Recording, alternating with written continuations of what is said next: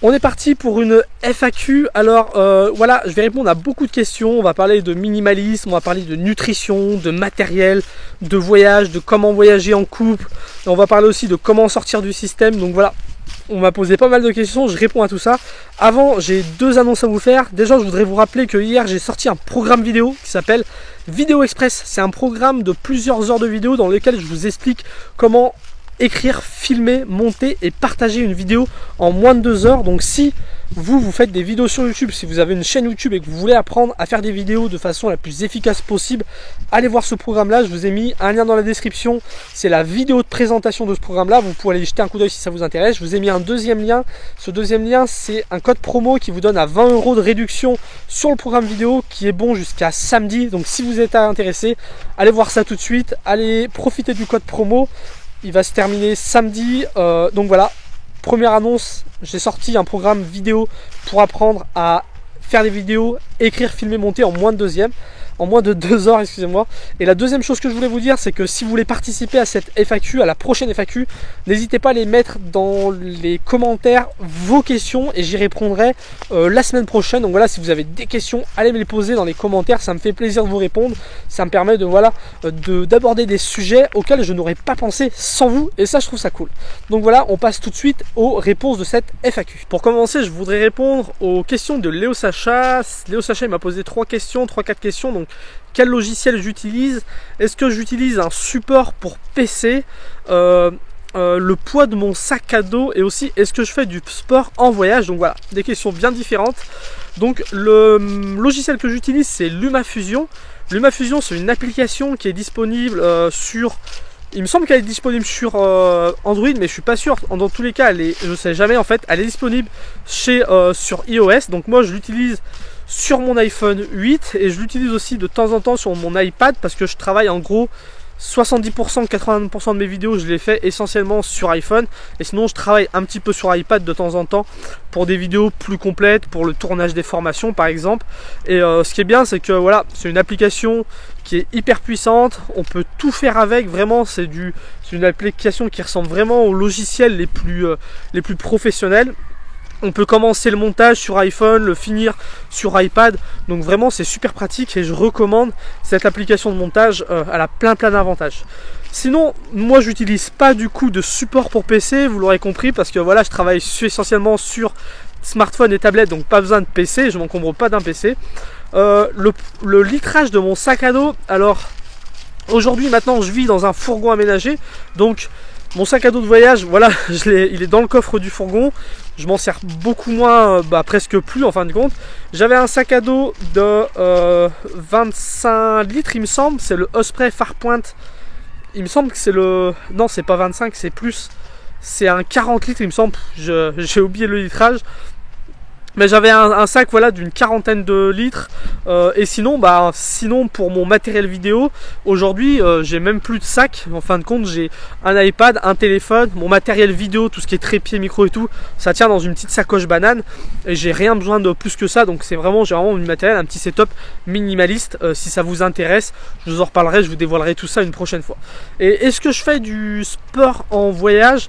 Alors, quand on voyageait avec ma chérie, sans argent, à pied, en stop, voilà, quand on vadrouillait de cette façon-là, forcément on faisait beaucoup de sport, on marchait beaucoup, on portait nos sacs à dos, c'était beaucoup de sport. Aujourd'hui que je voyage en fourgon, je fais moins de sport, j'ai jamais été un grand sportif, je fais du sport voilà, sans m'en rendre compte, enfin plus par rapport à mes habitudes. J'aime bien marcher, j'aime bien la randonnée, donc forcément je fais du sport, mais sinon j'ai jamais fait de sport en voyageant. Et l'une des choses les plus compliquées je pense de faire pour faire du sport en voyageant, c'est de s'organiser. Vraiment, moi je vous conseille, si vous partez voyager et que vous avez un projet comme ça, un projet de faire du sport ou de faire de la photographie ou de tourner des vidéos, c'est de voir quelles sont vos priorités. Et si le sport est l'une de vos priorités, moi je vous conseille de vous dire qu'il y a 1 heure par jour, le plus tôt possible le matin ou vraiment à un moment spécifique de la journée, vous calez 1 heure, vous n'avez pas le choix, vous faites votre truc. Mais vraiment l'idée c'est de prioriser les choses. Moi je sais que quand je voyageais, j'avais beaucoup de mal à faire des vidéos en voyageant parce que YouTube c'était pas ma priorité c'était le voyage, c'était plus important que YouTube. Et un jour je me suis dit voilà, j'aimerais que ma chaîne commence à décoller et tout.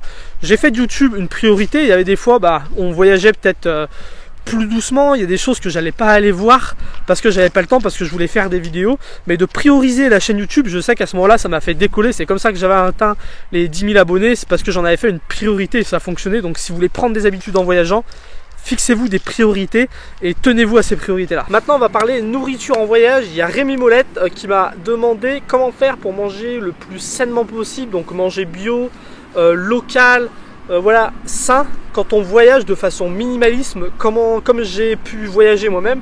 Donc pour resituer les choses, pendant plus de 2 ans et demi, j'ai voyagé juste avec un sac à dos, en autostop, avec pas beaucoup d'affaires, en faisant beaucoup de récupération, sans argent.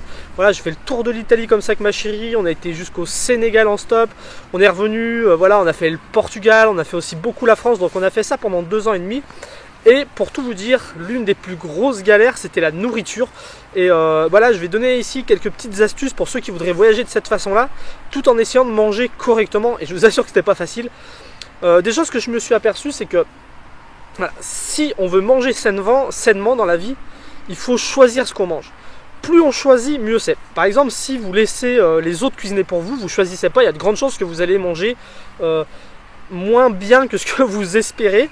Et c'est un truc basique, mais par exemple, une des meilleures façons de manger sainement, c'est de choisir ses propres aliments, de les choisir le plus frais possible, parce que dès que quelque chose a été transformé, bah voilà, on n'a pas choisi comment il a été transformé, du coup il a pu être transformé avec des mauvaises, des additifs, des mauvaises graisses, du sucre et tout.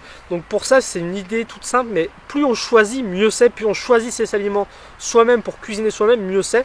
Et bah pour ça en voyageant c'était compliqué parce que nous on faisait beaucoup de récupération au début dans les boulangeries, les restaurants et tout, donc on choisissait pas ce qu'on mangeait. Et quand on voyage sans argent en Italie, je vous assure, il vaut mieux pas être allergique au gluten, parce que des pizzas, des fougasses, des pâtes, on en a mangé un paquet. Après c'était top, je vais pas, c'était une bonne expérience, je m'en fiche. Mais pour répondre à cette question sur l'alimentation saine en voyageant, moi je pense que déjà la première chose à faire, c'est, même si on veut voyager avec peut-être peu d'argent, au moins prévoir un budget nourriture. Si c'est vraiment quelque chose qui vous tient à cœur, prévoyez un budget nourriture, parce que ça va pouvoir permettre d'acheter des produits frais, pas forcément des trucs transformés, des trucs aussi un peu plus chers mais de meilleure qualité, parce que voilà, la qualité ça se paye aussi niveau nourriture. La nourriture c'est vraiment quelque chose, l'un des budgets où c'est important d'acheter en fait de la qualité. Ça en dépend, c'est notre santé qui en dépend, donc c'est très important. Donc voilà, prévoir un petit budget pour acheter de la nourriture. Après, ben, comme la réponse est un peu dans la question, c'est d'acheter du local. Alors c'est pas forcément facile parce que c'est pas partout qu'on peut acheter du local. Je vois en France, c'est compliqué d'acheter local, alors que voilà, de petit à petit, il y a de plus en plus de petites coopératives agricoles et tout qui se mettent en place. Mais vu que tout le monde fait les courses dans les grandes surfaces et qu'on trouve surtout des grandes surfaces, très peu de marchés et tout, c'est difficile d'aller acheter local. Mais le mieux, bah, c'est d'aller directement chez les agriculteurs, chez les paysans, sinon d'aller dans les coopératives agricoles. Maintenant, tout est répertorié, il y a des applications qui permettent de trouver comme ça des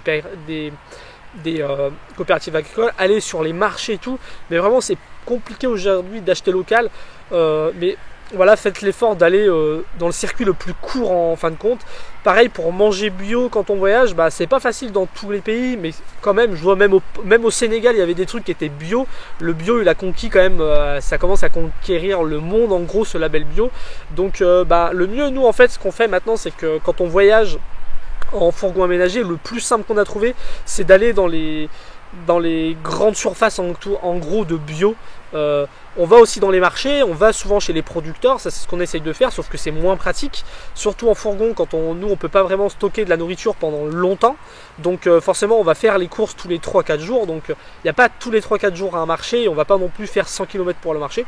Donc ce qu'on fait, c'est qu'on vient dans les magasins, genre c'est pas pour leur faire de la pub, mais on aime bien aller souvent chez Biocoop, je leur fais de la pub mais c'est pas, voilà, c'est juste comme ça pour vous dire.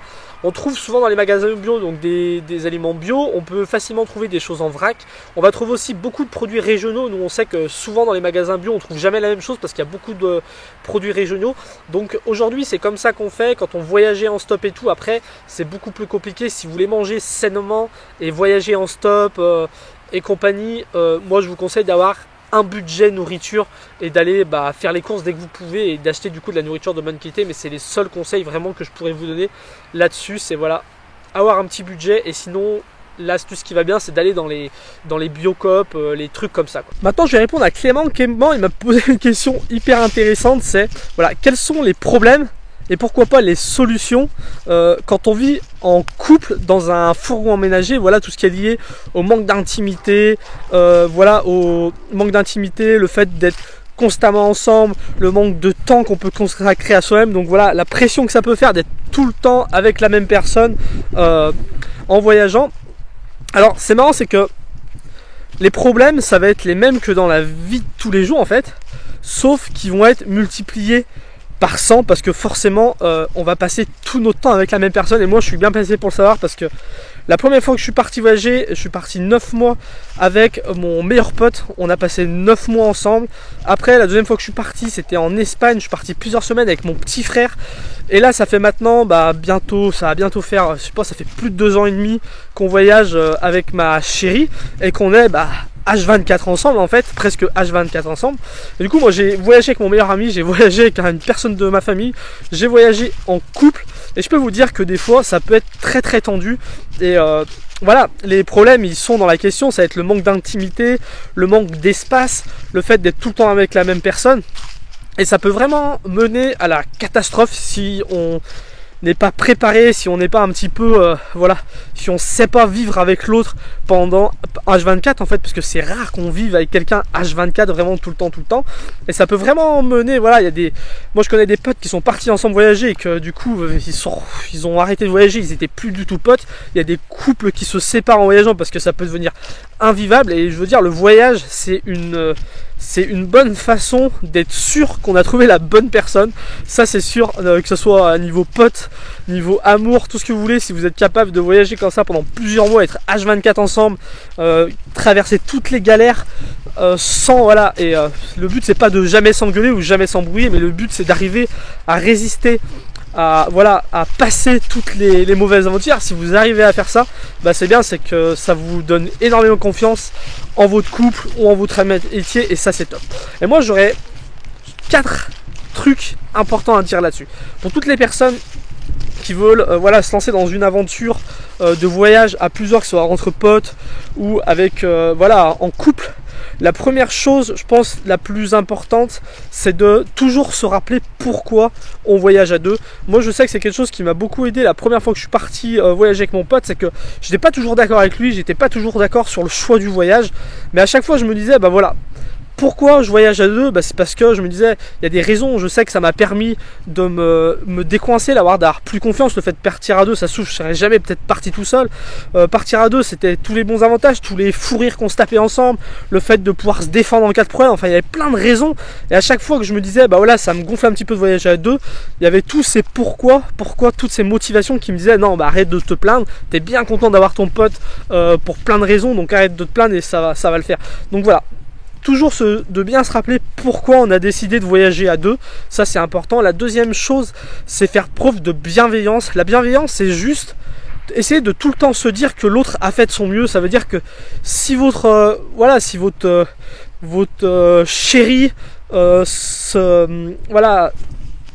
fait quelque chose de mal, il faut toujours essayer de se dire que peut-être qu'elle a fait de son mieux, ou peut-être qu'il a fait de son mieux. En fin de compte, quand il a fait de son mieux, je peux pas lui en vouloir plus que ça, c'est pas très grave. Essayez de toujours se dire que l'autre personne fait de son mieux, ça aide énormément. Moi je vous le dis, c'est quelque chose que nous on essaye d'appliquer au quotidien. C'est pas facile de l'appliquer tout le temps, mais souvent on essaye de dire il a fait de son mieux, tant pis, c'est comme ça, il est comme ça, c'est pas grave. Une troisième chose, c'est de beaucoup communiquer, ne jamais garder les choses sur soi quand on voyage.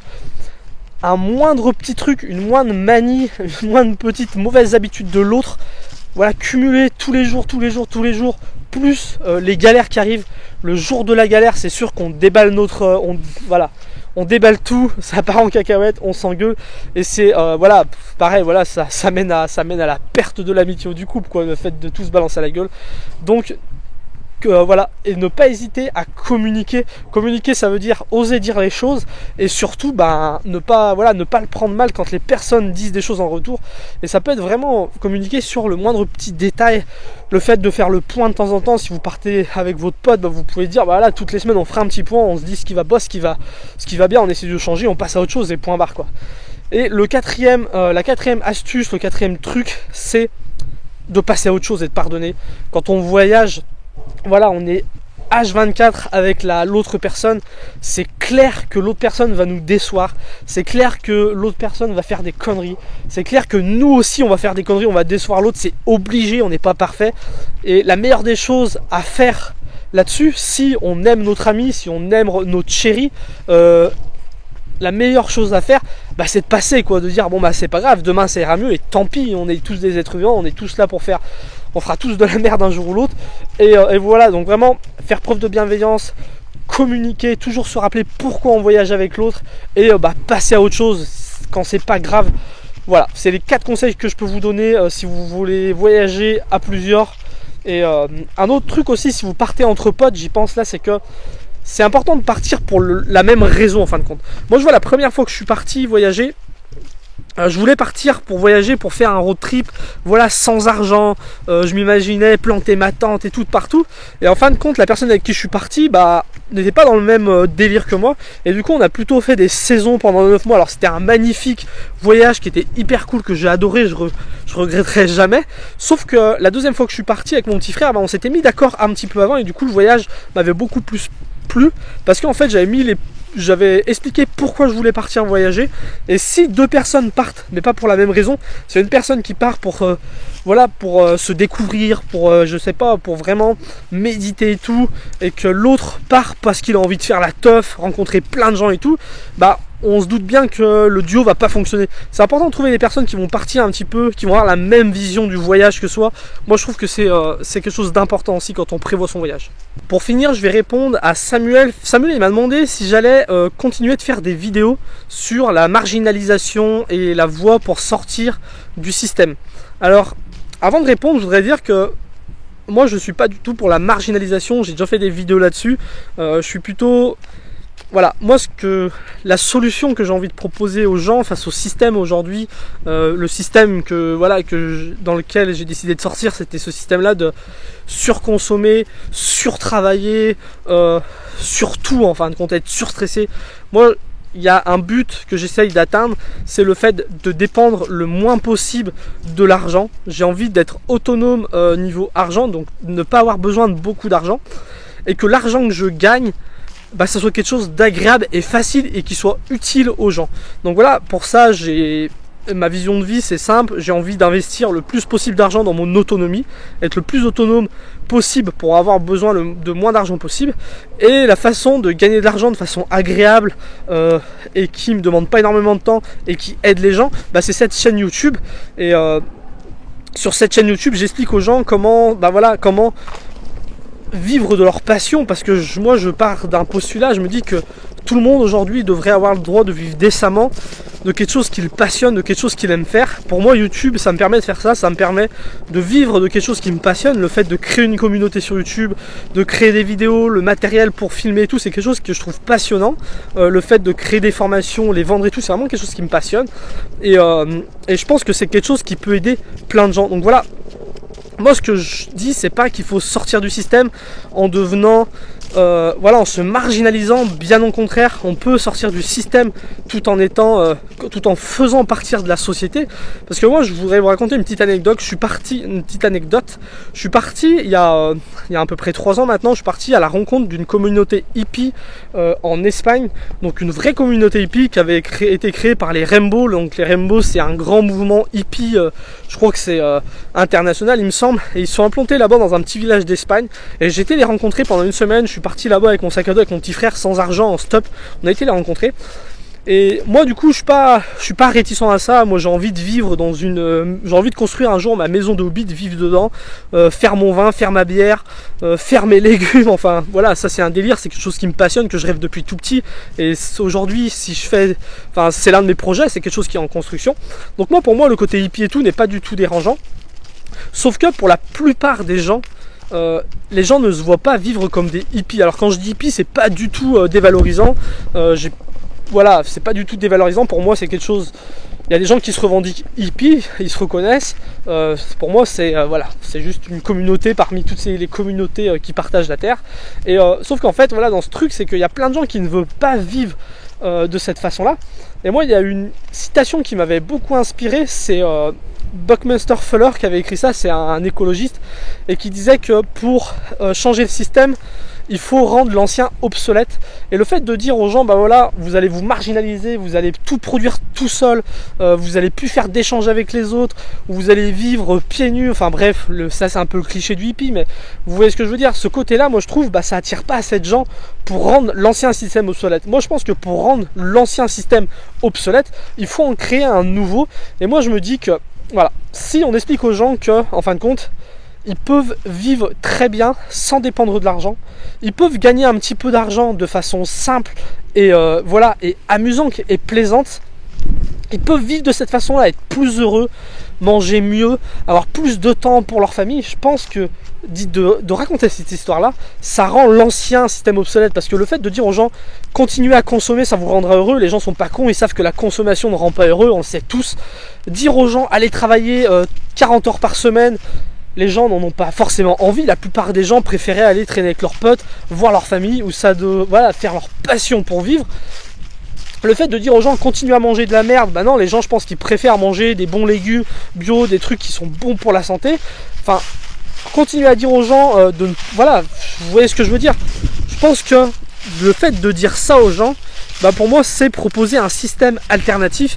Et ce que je voudrais dire c'est que ma vision n'est peut-être pas la bonne. Il y a 1 million de visions différentes, on peut créer tout un tas de systèmes alternatifs différents. Et je pense qu'aujourd'hui, avec internet, avec tout ce qui existe, c'est facile de partager tout ça. Et c'est bien que chacun de son côté expérimente des choses, les partage. Et peut-être que voilà, peut-être que dans 10-20 ans, les gens vivront différemment. Parce qu'il y aura eu des gens qui auront partagé là-dessus et que ça pourra donner des idées à tout le monde. Donc voilà, pour répondre à la question, je vais continuer à parler de comment s'affranchir du système. Moi j'aime pas l'idée de sortir du système, parce que sortir du système, quand vous dites ça aux gens, ils vont toujours vous pointer du doigt sur un truc, genre bah là, moi par exemple je suis en train de me filmer avec un iPhone et les gens vont dire tu fais partie du système, t'achètes des iPhones et tout. Sauf que si tu expliques que tu veux juste t'affranchir du système, s'affranchir du système, ça veut dire d'en dépendre le moins possible. Bah moi aujourd'hui je dépends plus d'un patron, je dépends plus d'un travail, je dépends presque plus d'argent. Moi aujourd'hui si je gagne 300 euros, si j'ai 300 euros, je vis. Et je vis mais super bien, je vis en voyageant, en mangeant bio, voilà, j'ai des habits qui sont bien, je veux dire je porte des habits qui sont confortables, c'est des bonnes matières, je suis parfaitement heureux avec 300 euros, donc je pense dire que je me suis quand même bien affranchi du système. Ça ne veut pas dire que je paye plus des taxes. Quand tu as une entreprise tu payes des taxes, quand tu travailles tu payes des taxes, voilà, ça ne veut pas dire que... Pour moi, le fait de sortir du système, ça ne veut pas non plus dire de sortir de tout ça et tout. Pour moi, le système social est parfait en France. Il est hors de question d'en sortir, il faut le préserver, que les plus riches donnent de l'argent pour que les plus pauvres en profitent, parce que le système dans lequel on vit, il est énormément inégalitaire. Il y a plein de gens qui n'ont pas d'argent, il y a plein de gens qui en ont trop. Je pense qu'il faut, comme je pense que beaucoup de gens qui suivent cette chaîne sont d'accord pour dire qu'il faut beaucoup mieux répartir ça. Donc voilà, c'était le petit truc que je voulais dire. Donc oui, je vais continuer à parler de ça, sauf que j'en parle de façon différente. Le fait de parler de voyage, pour moi, c'était une façon de parler de comment s'affranchir du système, parce que pour moi, le voyage est l'une des meilleures façons de s'ouvrir au monde, de s'ouvrir sur la réalité de comment fonctionne le monde, comment sont les gens. Moi, ça m'a mis une claque de voyager. Je me suis aperçu que j'avais pas besoin d'avoir un travail et de gagner 1000 ou 2000 euros par mois pour être heureux. Donc le parler de voyage était une idée de comment s'affranchir du système. Et aujourd'hui, le fait de créer sa chaîne YouTube, de partager du contenu, de vendre du contenu et d'être utile à la société grâce à cette chaîne YouTube, bah moi c'est une idée qui permet, pour moi en tout cas, de m'affranchir du système, et c'est pour ça que je parle de ça. Donc voilà, j'espère que j'aurai bien répondu à vos questions. C'est vraiment des questions auxquelles je réponds à la volée. Si ça vous intéresse, si vous voulez vous aussi me poser d'autres questions, je vous laisse aller les mettre dans les commentaires. Je vous ferai une nouvelle FAQ la semaine prochaine. J'aime bien ce petit format là où je réponds à vos questions. Ça me permet d'aborder des sujets auxquels je n'aurais pas pensé. Donc n'hésitez pas à me poser toutes vos questions dans les commentaires et j'y répondrai la semaine prochaine.